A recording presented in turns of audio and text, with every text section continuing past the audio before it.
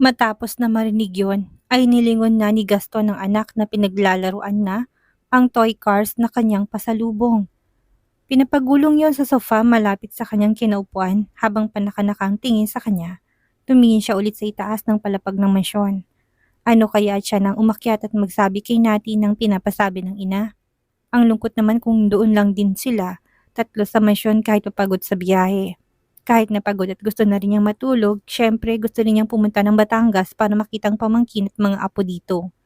Daddy! Kuha ng atensyon ni Brixton kay Gaston nang mapansin ng batang dahan-dahan itong paghakbang, papunta sa hagdan upang takasan siya. Puno ng pagiging inosenteng mga matang nagtatanong na yon. Where? Ngumiti lang si Gaston at namulusan ng mga kamay. Ang akala niya ay makakatakas na siya sa anak. Aakyat lang ako, pupuntahan ko lang ang mommy. Patakbong lumapit na sa kanyang bata, tinaas ng dalawang kamay na animoy nagpapakarga na. Sama, Daddy! Mahinang natawa na lang si Gaston. Sino ba naman siya para tanggihan ang kagustuhan ng anak nila? Alright. Binuhat na niya si Brixton at tinalunton ng daan paakyat ng hagdan. Yumakap naman ng munting braso ng bata sa kanyang leeg habang nakatingin sa ibaba. Bitbit pa rin ang dalawang toy cars na laruan. Pagdating nila ng tapat ng pintuan ng silid ay nag-alinlangan pa si Gaston na kumatok. Nakapinid yon. Baka mamaya mas magalit sa kanya si Nati. Pero hindi niya naman malalaman kung hindi niya susubukan. Kakatok na sana ang dating gobernador nang biglang bumukas ang pinto't niluwa si Nati.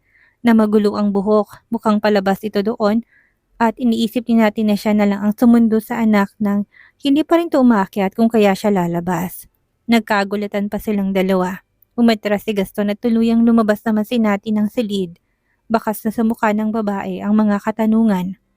Anong ginagawa mo pa dito? Hindi ka pa pala umalis. Sinipat niyang oras sa suot na pangbisig na relo. Ilang oras nang lumilipas magmula nang dumating sila ng mansyon. Gabi na, aabuti na kayo ng Noche Buena sa daan habang paakyat. Tinitigan na ni Nati si Brixton na karga pa rin ni Gaston. Akmang kukunin niya na ito nang tumanggi ang anak at ayaw umalis sa pagkakarga niya sa ama. Napakurap na doon si Nati. Hinawakan niyang braso ni Brixton ngunit mariin na iniling ng batang kanyang ulo at parang lintang na mas kumapit pa sa leg ng kanyang ama. No, Mommy! Anong no? Aalis ng daddy kaya kanya iniakyat ng silid ko. Halika na! May banta na sa boses ni Nati. No! Pagmamatigas pa rin ng ina ni Brixton. Nati, hindi ako akyat ng Baguio ngayong gabi at lalong hindi ako umakyat para ihatid sa si Brixton. Biglang nabaling ng paningin ni Nati kay Gaston nang sabihin yon. Kung gano'n ay anong kailangan ito't nandun pa? May plano ba itong magtagal sa kanila? Basang-basa yun ni Gaston kung kaya naman sinagot niya kaagad. Tumawag ang mami mo, pinapapunta tayo sa villa ni Nakrisa ngayon. Napaturo na si Nati sa kanyang sarili na mababakas ang pagkagulat sa kanyang mga mata. Tayo? Pinapapunta nila ng Batangas? Walang anumang emosyon na tumango si Gaston. Oo, tayo. Ikaw, ako at si Brixton. Ngayon, ilang segundong hindi nakapagsalita si Nati na nalunod na sa sinabi ni Gaston. Ang buong akala ba ng mga magulang niya ay okay na sila? Kasi kung alam nitong hindi, bakit naman nila papupuntahin na magkasama? Naging dahilan yun upang panandalian siyang matulala at hindi kaagad na makasagot sa sinabi sa kanya ni Gaston. Ano sasabihin ko? Pupunta ba tayo o hindi? Sige, pumunta na lang tayo. Ayaw ni Nati na mag-explain pa sa pamilya niya kung anong dahilan at hindi sila nakapunta kung kaya yun ang magandang choice niya. Sigurado ka? Pwede namang hindi na lang tayo pumunta. Magdahilan na lang akong pagod tayo sa biyahe. Pumunta na tayo. Giit ni Nati na nilakihan na ang bukas ng pintuan ng silid na hindi magawang magets ni Gaston ang ibig niyang sabihin. Ipasok mo si Brixton nang mapalitan ko ng damit. Hindi yan sasama sa akin kapag ako lang. Nagpatiuna na itong pumasok at tahimik namang sumunod sa kanya si Gaston. Nilapag niyang anak sa ibabaw ng kama habang si Nati naman ay kumukuha ng pampalit nitong damit sa loob ng kanilang cabinet. Kabado ng babae dahil nakikita niya sa gilid ng kanyang mga mata ang bulto ng katawan ni Gaston. Hindi na rin siya nagsalita pa dito. Ikaw, hindi ka ba magpapalit ng damit? Lingon na ni Nati nang matapos ng suotan ng maayos na damit si Brixton. Oo, magpapalit lang ako ng kabilang silid. Umalikod na si Gaston at takmang lalabas na ng silid nang biglang umatungan ng iyak si Brixton. Otomatikong napalingon na si Gaston na parang napaso ang kamay sa nakahawak na doorknob ng pintuan ng silid palabas na. Daddy! Patuloy pa rin sa pag-iyak na bumaba na ito ng kama at tumakbo pahabol kay Gaston na hindi na alam kung ano magiging reaksyon ng mga sandaling yun. Bababa ka sa mga mata ng bata ang takot na muling iwan ni Gaston. Windang na pinagmasdan naman ni Nati ang anak na noon niya lang nakita kung gaano ito naging mahabol sa ama niya. Pinalagay na lang niya na marahil kaya ganun ang reaksyon ni Brixton ay dahil sabi ito kay Gaston, bagay na parang sumugat ng malaki sa kanyang puso. Bumalik sa isipan niyang sakit na hindi ito mabibigyan ng buong pamilya. Bakit ka ba umiiyak? Malambing na tanong ni Gaston na kinarga ng anak at pinalis ng luha sa mukha nito. Diyan lang ako sa kabilang silid. Magpapalit na ang daddy ng damit at pupunta tayo ngayong gabi kina Nix at Brixton. Humikbi pa ito na parang sinabing ama ay mas nagpapaiyak pa sa kanya. Dito ka muna kay mami. Babalik ako pagkatapos na magpalit ng damit. Nanatili nakatayo lang doon si Nati. Pinapanood si Gaston na kausapin ng kanilang anak na pulang-pulang mukha, bunga na kanyang pag-iyak. Partikular ng ilong nito, lumambot pang tingin niya sa anak na halatang naghahanap na ng kalinga ng ama niya. Bilang ina, hindi na niya mapigilan na mahabag sa ginagawa ng kanilang anak. Brixton, tama ang daddy. Magbibihis lang siya sa kabilang silid at babalik din kagad dito. Eksena na ni Nati. Nagbabaka sa kakaling pakikinggan siya ng kanyang anak, total siya naman ang palaging kasama at siya ang nagpalaki. Parang walang narinig si Brixton na hindi malang nilingon ng ina. Sinandal pa nitong ulo sa dibdib ni Gaston at patuloy na ipinakita ang kanyang mga hikbi. Puno ng pagdududang mga mata nitong patuloy na namula pa doon. O siya, sige, sumama ka na sa daddy mo at iwan mo na ako dito. Hindi mo naman yata ako love eh. Sige na, Brixton. Hindi pa rin nagre-react doon si Brixton, kahit na pinalungkot pa ni Nati ang kanyang boses. Nasaktan lang siya dahil literal na walang pakialam ang anak nila sa kanya na kahit ginamit niya pa ang tunay nitong pangalan. Sa bandang huli nagsuggest na lang siya kay Gaston na isama na lang si Brixton sa kabilang silid dahil kung hindi ay mas gagabihin sila. Saglit lang kami, tura ni Gaston bago lumabas ang silid na ikinatango lang naman doon ni Nati. Matapos na makalabas na mag-amay inayos na ni Nati ang kanilang mga dadalahin. Kaunting gamit lang naman yon just in case na magkayayaan ng matagal ang kanilang bakasyon sa villa. Mas maraming damit at gamit si Brixton. Inayos na rin niyang kanyang sarili kung kaya naman nang bumalik ang kanyang mag-ama ay nakahanda na rin sila. Wala kang dalang damit? Hindi mo alam ang utak ni Mommy at Kuya Nick. Baka mamaya kung ano pang plano nila. Naisa nang idagdag ni Nati na oo nga pala. Aakyat din ng dating gobernador sa Baguio kaya hindi na yun kailangan. Dadalhin ko na lang ang maleta ko. Pinagkibit yun ng balikan ni Nati na nauna nang lumabas ng silid. Sumunod naman sina Gaston. Tinulungan sila ng ilan sa mga maid na dalahin ang kanilang gamit sa sakyan na kanilang dadalahin. Hindi na nagtaka pa na nagtanong si Nati ng kabuntot naman nilang mga tauhan nilang kasama. Bahagi na sila ng buhay ng dating gobernador na matagal na rin namang kinasanayan ni Nati. Hindi na niya kailangan pang punahin at muli pang pag-usapan. Ikaw ang magmamaneho? Punanan ni Nati nang maupo na si Gaston sa harap ng manibela. Pagod ka pa sa biyahe at wala ka pang tulog. Nasaan ang driver mo at hindi natin kasama? Takang tanong niya na luminga-linga pa sa paligid. Pinauwi ko sa kanila para naman makasama ang pamilya niya. Hindi ba pwedeng sabihan mong isa sa mga tauhan mo na ipag-drive tayo? Malapit lang naman ang Batangas. Hindi pwede. Pagod noon si Kuya Nick sa biyaheng galing ibang bansa kung kaya siya na-aksidente. Huwag nating ilagay sa panganib ang ating mga buhay. Kasama pa natin si Brixton. Baka pagsisihan lang natin ang lahat sa bandang huli. Nais nang umiti ni Gaston ng mga sandaling yon. Casual na kasi ang pakikipag-usap sa kanya ni Nati. Hindi na ito pasigaw, parang katulad ng dati ang timbre ng boses nito. Bagay na sobrang namiss niya sa tinig ni Natalia. Upang pagbigyan ng hiling ng babae, ay tumango na lang si Gaston bilang pagsang-ayon sa kagustuhan ng babae kahit pa na gusto niyang igit ng mahaba naman niya ang kanyang naging tulog sa biyahe. Baka nga naman kung ano pang mangyari na maging problema pa nila. Hindi naman din niyang ilalagay ang buhay nilang mag-anak sa panganib ngayon. Okay, utusan kong isa sa mga tauhan ko. Pagpaparaya ni Gaston. Inabot ng ilang oras ang kanilang biyahe, dala ng mahabang traffic ng mga nag-uuwian sa kanilang probinsya. Sinalubong sila ng mag-asawang Bentacourt sa labas kasamang ilang mga maid ni na Krisa. Nagagaya ka ng iba't ibang kulay na Christmas lights ang paligid ng buong villa. Paskong Pasko ng dating sa mga mata ng makakakita. Kinuha lang naman ng mag-asawang kanilang apong si Brixton at iniwan na rin ng dalawa na magkasunod na sa kanila. Hindi sila nagtanong kung okay na ba sila o kung ano man ang lagay ng kanilang relasyon ngayon. Walang kahit na ano. Ang buong akala ko hindi na kayo pupunta. Si Krisa naabot tenga ng ngiti sa salita ng tingin sa kanila. Napaawang ang labi ni Nati nang makitang pamangkin. Walang pakialam na kaagad siyang lumapit at kinuhang batang pagkakarga ni Krisa.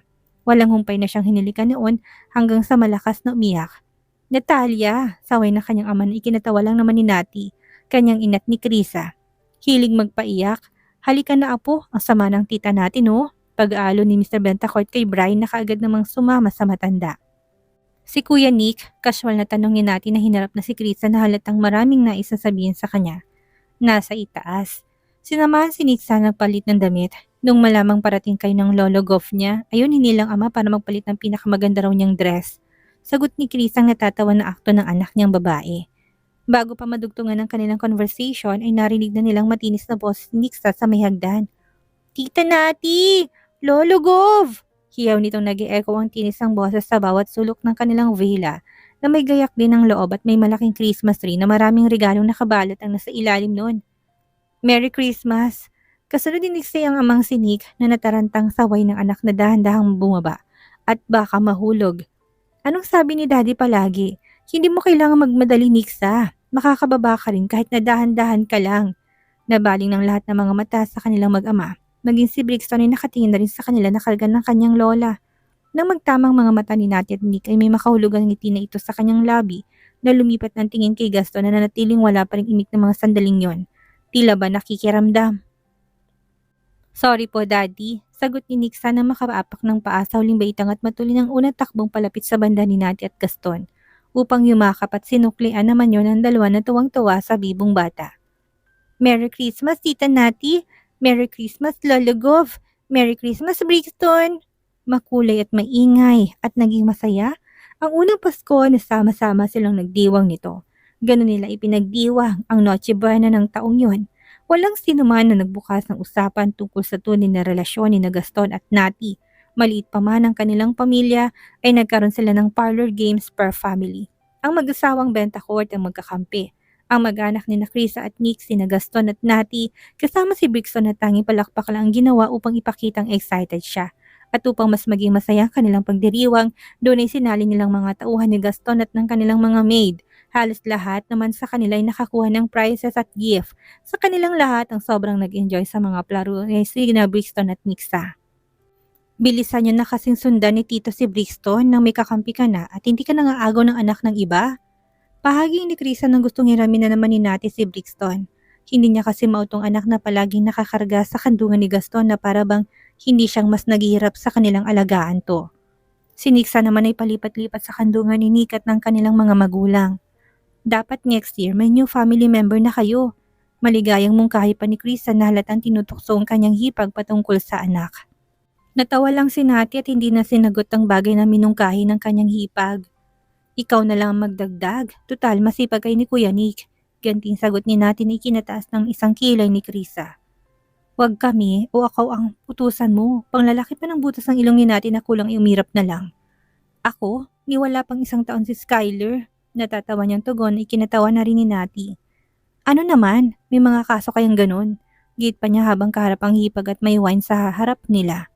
May masinsinang pinag-usapan si Gaston, Nick at ang kanilang ama. Na hindi naman lingid sa kanila ng tungkol yun ay kay Margie. Hindi na lang natin nakisawsaw pa at tsak na makakadagdag lang yon sa dami ng mga iniisip niya. Saka wala na rin siyang planong alamin pang bagay na yon at ungkatin. Kalahating taon nang lumipas din naman. Siya nga pala, pagkatapos ng Pasko, akyat tayo ng Baguio, alam mo na? Pag-iba ni Krisa ng kanilang usapan. Ha? Tayo? Anong gagawin natin sa Baguio? Lutang na tanongin natin na biglang nag-loading ang kanyang utak. Napakunot ng noo ni Krisa sa pagiging hindi inform ng kanyang hipag. Parang left behind ito sa naging plano. Hindi pa sinabi ni Tito sa'yo?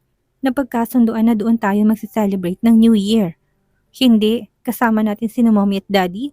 Oo, saka miss ko na rin si Tita Vanji. Alam mo naman yon, halos ayaw iwanan si Lola Josefina. Dagdag pa ni Krisa na nilingon ng asawa na bahagyang lumakas ang kanyang boses. Ano, okay ka na ba ngayon? Ang ibig ko sabihin ay kayong dalawa ni Tito. Nag-usap na ba kayo ng maayos about sa inyong dalawa? Excited na tanong pa ni Krisa. Hindi makapagdesisyon si Nati kung sasabihin niya ba ang totoo sa kapag-uusapan nila o sasakyan na lang na kung anong alam ang kanilang pamilya. Sa bandang huli minabuti na lang niyang manahimik at magpadala sa Agos. Napansin niyang ginawang pagsulip ni Gaston sa kanilang banda. Gusto niya rin itong irapan. Pangiti-ngiti pa talaga. Anong akala nito? Okay na sila porket magkasama silang nagdiwang ng Pasko. at naglaro sila kanina ng buong pamilya. Kailan niyo plano magpakasal? Muling hirit ni Krisa ng buong akala ni Nati tapos na sa pagtatanong. Kasal? Blanco naman niyang tanong pabalik. Hindi niya gaano nakuha ang tanong ng hipag sa muling lingon ni Gaston sa kanilang banda. Ibig mo ba sabihin ay magiging kasal naming dalawa ni Tito Gaston mo? Alanganin niya pang tanong na para bang topic nilang dalawa ay noon lang nabuksan ang pinag-usapan nila. Oo, naku, excited na si Nisa na maging flower girl ninyo ni Tito. Paano ba naman pinatikim ng isa sa mga client ni Nick na maging flower girl? Ayun, parang nais na palagi manghunting ng ikakasal upang makasali siya. Sayang at hindi ako nakasama sa kanila. Hindi ko tuloy napanood kung paano mahirapan si Nick sa kaartehan ng anak niya. Napatingin na si Nati kay Brixton na hindi pa nararanasan ng ganong klase ng experience ng kabataan. Agad na niyang na-imagine ng anak nilang isa sa mga magiging ring bearer. Ngayon pa lang medyo na-excite na siya. Hindi ko pa alam ha. Bakit hindi mo pa alam? Paano hindi mo alam? Kasal niyo yun. Diin pa ni Krisa na para bang gustong ipasak sa utak ng hipag ang salitang kasal. Kung kailangan mo ng tulong magsabi ka lang sa akin. At willing na willing ako, Nati. Tutulungan kita kahit pabitbitin ko itong dalawang pamangkin mo, maayos lang natin ang magiging kasal mo. Wala sa sarili na patango na lang si Nati. Lumipat ang tingin kay Gaston na masusing nakikinig sa sinasabi ng kanyang ama mula sa mukha ng kanyang anak na nasa kandungan pa rin ng dating gobernador. Matupad kaya yon? Sa mga binitawang niyang salita dito na gusto na lang niya mag-co-parenting sila kay Brixton, alukin pa kaya siya nito? Parang hindi na. Imposible na yung mangyari kung kaya naman malalim na siyang napahinga. Kinuha ang baso ng wine at inubos ng laman noon. Hindi naman niya nakaligtas sa paningin ni Krisa na alam na kaagad na may mali dito. Sandali, sa lagi na yan, hindi pa rin kayo magkabate? Bakit? Ano bang problema niyong dalawa ngayon yung tito? Ginalaw na ni natin magkabilang niyang balikat at hindi niya rin alam kung anong problema nila. Marahil ay dahil sa kawalan pa niya ng tiwala sa mga salita ni Gaston na matagal ng panahon na siyang patuloy lang na pinapaasa nito. Wala naman, hindi pa lang namin napag-usapan ng tungkol sa kasal. Ano? Bakit naman? Kaya ka nga niya pinuntan sa Canada kasi nag-alala siya na wala kang kasama ngayong Pasko. Akala ko naman okay na kayo kasi bago pa magpasko ay umuwi na rin kayo. Napakahinat bagal naman talaga ni Tito Gaston. Parang sumabog na bombang umalingaw-ngaw sa pandinig niya natin ang sinabi ni Krisa patungkol sa pagpunta ni Gaston ng Canada na lingid sa kanyang kaalaman. Bakas na bakas yun sa mukha niya. Ang labis sa pagkagulat dito. Ibig sabihin hindi aksidente ang pagkikita nilang dalawa. Sinadya yun ng dating gobernador kaya sila nagtagpo doon. Ha? Pumunta siya sa Canada? Naguluhan naman niya na tanong na tumayo pa upang harapin ang hipag niya. Bakit hindi niya alam yun? Bakit sa Hong Kong pa sila nagkita? Hindi kaya mula sa Canada pa lang sinundan na siya nito patungo sa Hong Kong? Bakit hindi niya napansin? Bakit hindi nito sinabi sa kanya nung nasa Hong Kong na sila? Napakarami ng kanyang katanungan na alam niyang si Gaston lang ang makakapagbigay ng kasagutan. Oo, hindi mo ba alam? Naguguluhan na rin na tanong ni Krisa sa hipag na hindi niya na mapigilang mapagtaasan ng isang kilay. Hindi naman ito magpapanggap kung kaya bakit siya magsisinungaling sa kanya. Kung ganun bakit magkasama naman kayong umuwi? Muli pang tanong ni Krisa na nilingon ng kanyang tiyuhin sa banda nila. Hindi sumagot si natin na muling nilingon na rin si Gaston.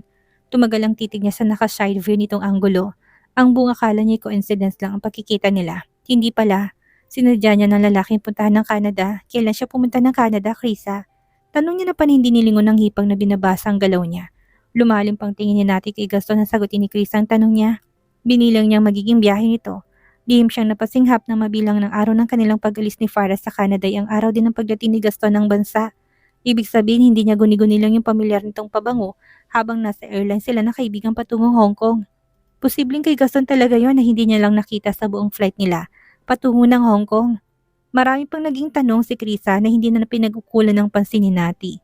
Hindi ito sumagot na parang hindi niya narinig ang mga pinagsasabi ng hipag. Hindi na rin naman yon inulit pa ni Krisa na nakuha ng atensyon ni Bri na nagsimula ng magligalig dala ng sobrang antok ng bata. Aakyat ko na muna ito sa itaas. Antok na antok na. Paalam ni Krisa na iniwan na si Nati na marahang tumangulang dito. Sinundan naman ito ni Mrs. Bentacourt sa pagkakalang kailangan ng tulong ng kanyang manugang sa pagpatahan sa kanilang isang pang-apo. Naiwan si Nati na mag-isa doon kaharap ang baso ng kanyang alak na hindi pa nilagyan. Tamang masigna lang siya sa paligid at inisip pa rin kung bakit hindi pa rin sinabi ni Gaston ng tunay nitong dahilan. Imposibleng natameme naman ang lalaki. Kilala naman siya nito kung sinabi niya iyon ay baka iba nang naging resulta. Pasado alauna nang makatulog sina Nix at Brixton sa kandungan ng kanilang mga ama na sa isang silid na lang nila pinatulog. Umakyat na rin si Mr. Bentacourt na bahagyang nalasing sa kanyang ininom na alak na makatulog ang apo. Si Gaston, Nati at Nick na lang ang naiwan sa sala. Hindi na nagawa pang bumaba ni Krisa dahil ayaw na magpaiwan ng anak. Matapos mag-usap ang dalawang lalaki na pa siyang umakyat na rin si Nick, na halatang marami ang nainom na alak na makikita kung paano ito maglakad na halos magkrus ang dalawa niyang binti. Nati, alam mo na kung saan ang silid ninyo ni Tito ha? Tagubili ni Nick na ang buong akala ay okay na rin sila kung kaya naman. Hindi nito nahiyang sabihin niya sa kanyang kapatid na kahit na narinig pa yon, ngayon ni Gaston dito. Upang hindi na humababay, tumango na lang si Nati sa kapatid at hindi na sinabi ang tunay na sitwasyon nila ni Gaston. Tsak na maraming magiging katanungan ng abogado niyang kapatid, mausisa pa naman ito't nasa personality niya na yon. Iniwasan niyang komprontahin siya nito. Hindi lang siya't maging si Gaston kaya umiwas siya. Mauna na ako sa inyong umakyat. Sumunod na rin kayo. Huwag na kayo magpaabot pa ng umaga dito. Sige na, Kuya Nick. Uubusin ko lang tong iniinom ko. Pakita ni Nati sa kakasapin pa lang na laman ng kanyang goblet at nilagyan niya na konting kanina ng mainit na paghihintay sa kanilang matapos na uminom. Pwede naman na siyang umakyat at matulog na rin, ngunit dahil sa sinabi ng kanyang hipag ay nabulabog pang lalong kanyang isipan. Gusto niyang makausap si Gaston na halatang hindi rin nagpasobra ng inom ng gabing iyon. Huwag na kayo magpaumaga at alam kong pagod kayo sa naging biyahe ninyo pabalik ng bansa. Alagaan natin ang ating kalusugan. Lalo ka na Tito dahil hindi ka napabata. Baka mamaya hindi mo na makaya pang bigyan ng kalaro si Brixton. Tingnan niyo, bukas makalawa hiningian na niya kayo. Hirit pa nito na makahulugan silang binigyan ng ngisi. Pinaliit pa nitong mga matang halatang sobrang lasing na. Kayo rin sobrang sad naman noon para sa bata. Pagakna natawa na si Gaston at nilingon na si Nating na mula naman ang mukha ng babae sa kalokohan ng kapatid. Napailing na lang siya. Alam naman niyang nagbibiro lang ito at marapat lang na hindi nila seryosohin ang mga sinasabi. Kung gusto niyo gumawa na kayo nga ngayong gabi, ngisipan ni Nick na nagtaas at baba ng dalawang kilay na para bang normal na lang sa kanila ang ganong usapan. Napasok na si Nating ngunit hindi yun pinansin ni Nick. Sakto to, walang iistorbo sa inyong dalawa dahil nasa silid ni Nick sa natulog ang inyong uniko iho. Panunuya pa ni Nick na medyo kinakapiko na ni Nati dahil halatang sinasadya nitong kanyang mga sinasabi. Palagay mo, Tito Gaston? Akyat na, Kuya Nick, puro kakalokohan. Ahon na ni Nati sa kanyang kinaupuan at nailing sa kakulitan ng kapatid. Kulang na lang hilahin na ito paakyat ng matigil na sa pagsasalita ng mga bagay na hindi naman dapat. Suggestion ko lang naman yun. Pero dapat bago lumaki ulit ang mga siya ng kapatid ko, kailangan mapalitan mo ng apelidong gamit niya ng former Governor Barcelo. Hindi pwedeng bubuntisin mo na naman tapos iiwan mo lang ulit. Tinuro pa ni Nick ng tiyuhin ng kanyang asawa na parang meron na ditong pagbabanta. Lagot ka sa akin, Tito. Oo, akong bahala sa kapatid mo. Napipilitang sagot ni Gaston na alam na ni Nati na sinabi lang nito para tumigil ng kapatid niya. Kaya mo pa bang umakyat? Baka mamaya niyan mahulog ka na't gumulong pababa ng hagdan. Magkalasog-lasog pang buto mo. Panibagong stress niyo ito ni Krisa.